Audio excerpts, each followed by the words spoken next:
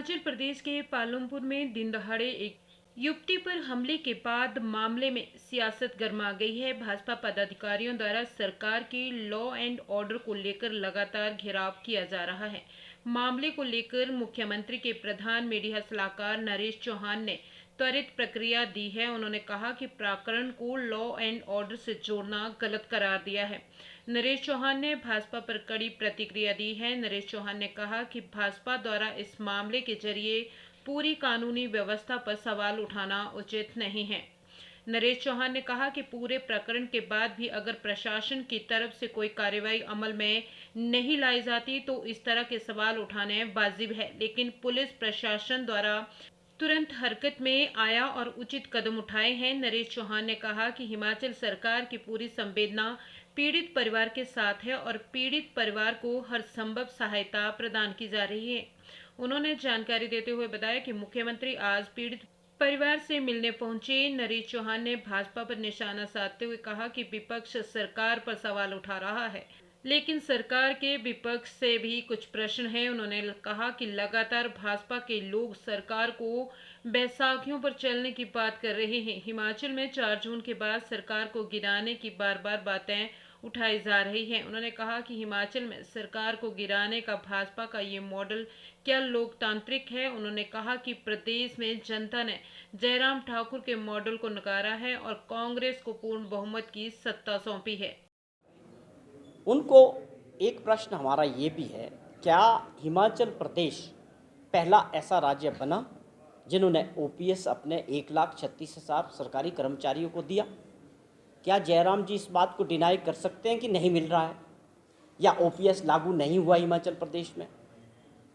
क्या इस बात को वो मना कर सकते हैं या वो एक्सेप्ट करें कि हिमाचल प्रदेश में ओपीएस मिल रहा है? लाखों कर्मचारी आपके समय में 3 साल तक सड़कों में प्रदर्शन करते रहे। विधानसभा का घेराव धर्मशाला में भी और शिमला में लाखों कर्मचारियों ने किया।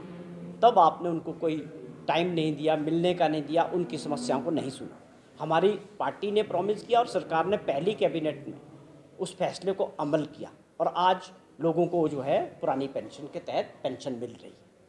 तो आप इसको किस नज़रिए से देखते हैं? अपना और अपनी पार्टी का जो आपका ओपीएस पे जो स्टैंड है वो क्लियर करें प्रदेश के सामने कि आप ओपीएस का विरोध करते हैं या आप इसका समर्थन करते हैं, या ओपीएस हिमाचल प्रदेश में मिल रहा है या नहीं मिल रहा है।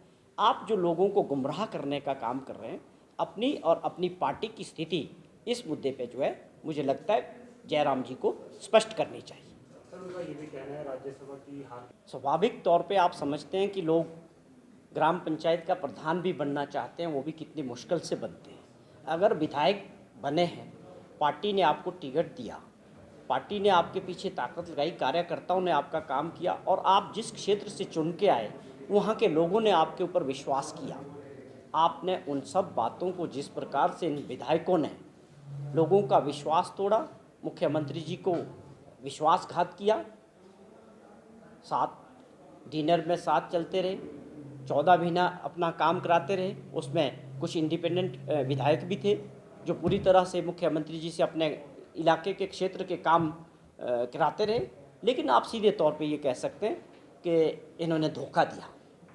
और उसके पीछे क्या कारण रहा, मैंने अभी बताया कि वो मॉडल था कि किस प्रकार जो है चुनी हुई सरकार को गिराना था।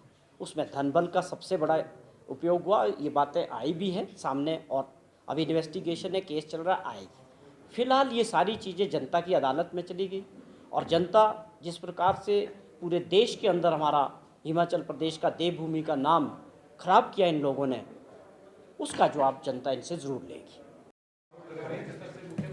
तो देखिए, जो ये भाजपा का जो प्रश्न उठाने का सवाल है कानून व्यवस्था को लेकर, यहाँ एक बात बहुत इम्पोर्टेंट है जो समझने की है कि कानून व्यवस्था पे आप उंगली तब उठाते हैं अगर क्राइम होने के बाद पुलिस, एडमिनिस्ट्रेशन और सरकार उस पर कार्रवाई ना करे, इमीडिएट एक्शन में ना आए। आपने जो दुर्घटना हुई पालमपुर के अंदर, वो बहुत दुखद है। उसका दुख हमको, आपको, पूरे प्रदेशवासियों को है कि ऐसा नहीं होना चाहिए। लेकिन एक सरफिरे ने इस तरह की घटना को अंजाम दिया।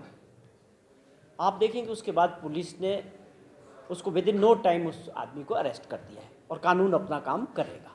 हम वहाँ लोगों की भावनाओं को भी समझ सकते हैं, उनके परिवार के दुख को और वहाँ के लोगों को भी।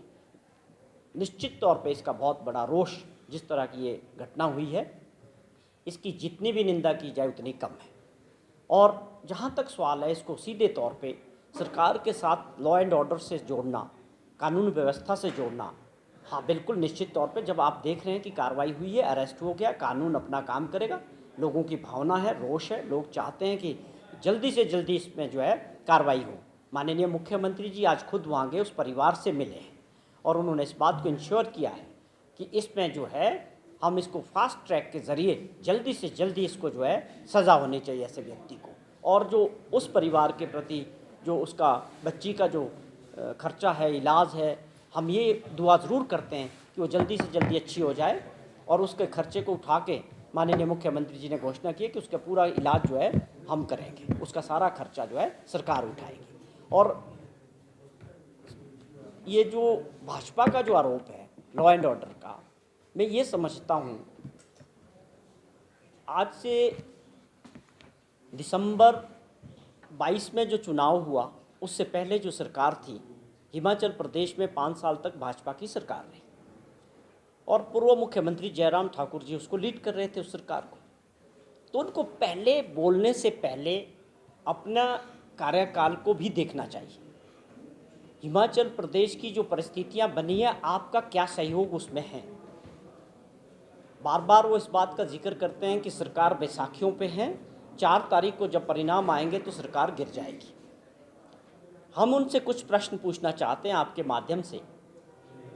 जब पिछला चुनाव हुआ, आप लीड कर रहे थे भाजपा को, आप प्रदेश के मुख्यमंत्री थे। लोकतंत्र के मुताबिक चुनाव में आपकी पार्टी को और आपको हिमाचल प्रदेश के मतदाताओं ने हार का सामना करना पड़ा।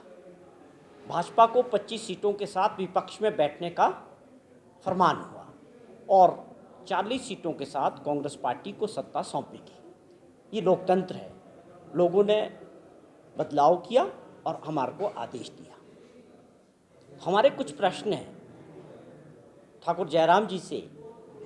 आप ये बार बार हर जगह जाके प्रेस के माध्यम से जो इस प्रकार का प्रचार कर रहे हैं कि ये सरकार 4 तारीख को गिर जाएगी, जब परिणाम आएंगे तो ये बैसाखियों पे है।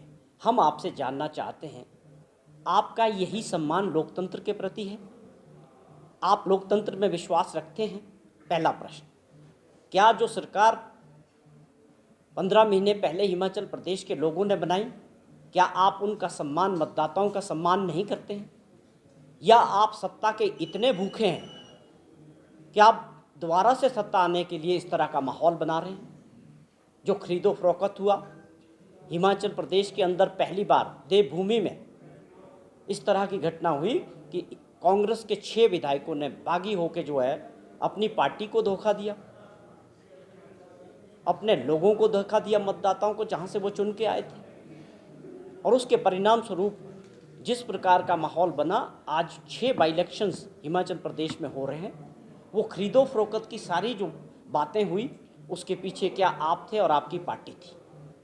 तो सत्ता हथियाने के लिए 1 साल के अंदर आप इतने डेस्परेट हैं कि आप लोकतंत्र का और लोगों का अपमान करते हैं। और ये जवाब आपको देने पड़ेंगे हिमाचल प्रदेश की जनता को। प्रदेश का मतदाता सबसे जागरूक है, वो अच्छी तरह से समझता है कि हमने क्या करना है और इस घटनाक्रम में क्या हुआ और ऐसी परिस्थितियां क्यों बनी। उन 6 लोगों की अपनी क्या महत्वाकांक्षा थी, उन्होंने अपने स्वार्थ के लिए आज प्रदेश की जनता को दोबारा चुनाव में जो डाला है, इसका जवाब भी लोगों को, उनको, प्रदेश की जनता को देना पड़ेगा। और साथ में भाजपा के नेताओं को भी जवाब देना पड़ेगा कि आपका जो रोल, जो मॉडल था सरकार को गिराने का, धन बल के ज़रिए इसमें करोड़ों रुपए का जो ये लेन देन हुआ, ये सारी बातें जो है जनता के जहन में हैं और आने वाले चुनाव में सबसे बड़ा मुद्दा होगा। ये बातें आपको देखनी चाहिए। आप इसको बहुत बड़ी उपलब्धि समझते हो कि चुनी हुई सरकार को गिराना, आप इसको उपलब्धि मान रहे हो। प्रदेश के अंदर ऐसा माहौल तैयार कर रहे हो कि लोग जिनको चुनना चाहते हैं उनकी सरकार नहीं चलनी चाहिए। हिमाचल प्रदेश में ऐसी भी सरकारें चली जब 36 लोगों से पूरे 5 वर्ष तक चले और विपक्ष के लोगों ने विपक्ष में रह के लोगों की सेवा की। कभी ऐसा माहौल नहीं रहा कि जो सत्ता में लोग हो उनको सरकार को तोड़ने के लिए, ये पहली बार ये मॉडल जो है भाजपा ने हिमाचल प्रदेश में लाया और मुझे पूरा यकीन है कि प्रदेश के लोग इस मॉडल को पूरी तरह से फेल करेंगे और इसके पीछे जो लोग हैं जिन्होंने ये सब कुछ किया है उनको किसी तरह से नहीं बख्शा जाएगा। ये जनता का मूड है जो आज तक हमारे पास फीडबैक है चुनाव के बाद। जहाँ तक सवाल है